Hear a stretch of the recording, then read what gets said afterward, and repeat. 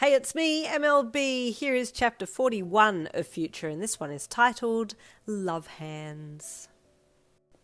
That afternoon, Jinny was a bundle of nerves. Chisuke had been watching her all day, and usually they would play together, but the nerves of actually admitting their feelings had them shook up and shy. The final bell rang to signal the end of school, and Chisuke nodded at Jinny as she got her bag from the rack. Bye-bye, Jinny. I'll see you tomorrow, Soshi called as she dashed for the door, following Chi to the playground. Bye-bye, Soshi, she called back over her shoulder, waving to the gorgeous orange-eyed boy. Chisuke's heart was pounding in his chest. He was about to hold a girl's hand, and not just any girl's hand. It was Jinny Kirishima's hand. He slowed as he got to the tunnel and looked around. The playground was empty. Ducking down, he crawled into the tunnel, followed by Jinny, who was as breathless as he was. Her little body was shaking with excitement. She was going to hold Chisuke Bakugou's hand. He crawled all the way into the tunnel and then turned around so that he was sitting side on to her. Jinny crawled up next to him and sat beside him, staring at her hands in her lap. Are you ready? He asked quietly as he mentally prepared for the handhold. Jinny nodded. She hadn't caught her breath yet, and her mouth had run dry. Chi lifted his hand and held it out to her, waiting for her to lift her hand into his. She stared at his hand as she gingerly lifted her own and placed her palm against his. It was warm, soft, and slightly sweaty, but so was hers. She blushed as he locked his fingers around hers, intertwining their digits as he held on. Jinny could have died. So this is what love feels like? She thought as she stole a glance at Chisuke. He was blushing and looked the other way. This was so embarrassing, but he was loving it. The buzz he got from holding her hand was like nothing else that he'd ever experienced before. He determined right there and then that he would marry Jinny when they got older, but he never voiced it out loud. Suddenly a voice pierced their bubble of innocent love. Chisuke! Where are you? A stern masculine voice called out. That's my dad, Chisuke yelped and quickly let go of Jinny's hand. I better go. Okay, Jinny said in a panic. See you tomorrow?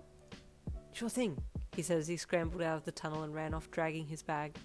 Jinny squealed to herself and looked at her hand that had held Chisuke's. She wasn't going to wash this hand ever again.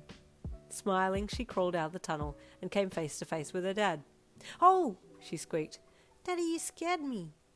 Sorry, beautiful, he laughed gently. What were you doing in here with Chisuke? Jinny panicked and blushed. Nothing, she stuttered. Kiri cocked his head to the side and looked at her. Okay, if you say so, he said gently. But you can tell me anything, you know. I'm always here for you. Jinny nodded and stared at the ground. Was holding hands a bad thing? Should she confess to her dad? On the way home, Jinny was very quiet. Kiri kept looking up in the rearview mirror at her to check if she was okay. You okay, honey bunch? He asked softly. You're very quiet. Jinny's eyes welled up with tears. Daddy, I think I did a naughty thing today, she said, bottom lip quivering. Kiri's heart sank. What is it, sweetheart? He asked tenderly. Chisuke said that we loved each other now, and then he held my hand, she said sadly. Oh, baby, Kiri purred, trying to hold back the little chuckle. Did you not want to hold his hand? No, I do, Jinny cried. It was nice, but is it bad? Am I going to have a baby now? No, baby, you're not. It's okay to hold hands with someone you love, he said gently with a giant grin. Holding hands is a nice thing to do. Oh, Jinny breathed, relieved. Okay. So you love Chi, do you? Kiri asked with a slight smirk. Yes, Daddy, but we're not married, you know. We're only a little bit big, not a big bit big, she said with indignation as she wiped her eyes. Oh, okay, he said, nodding with great understanding. Can I tell Mummy that you love him and that you held hands? Daddy, she gasped. No, you can't say that. It's a secret that we're holding hands. It's our secret sign. Secret sign? What do you mean by secret sign? That we're in love, she exclaimed emphatically. Oh, right. Okay, well, I won't tell Mummy then. Cross my heart. Thank you, Daddy. You're my best friend. A little bit more bestest than Soshi, she said as she looked out the car window. Oh, speaking of Soshi, does he know that you and Chisuke are in love? Kiri asked, glancing back at her again. Yes, Daddy. He said he's going to wait for his turn to be in love with me, she said in all seriousness. Kiri had to look the other way so that she wouldn't see him chuckling. Okay, sweetheart. I'm glad he's being patient and waiting his turn.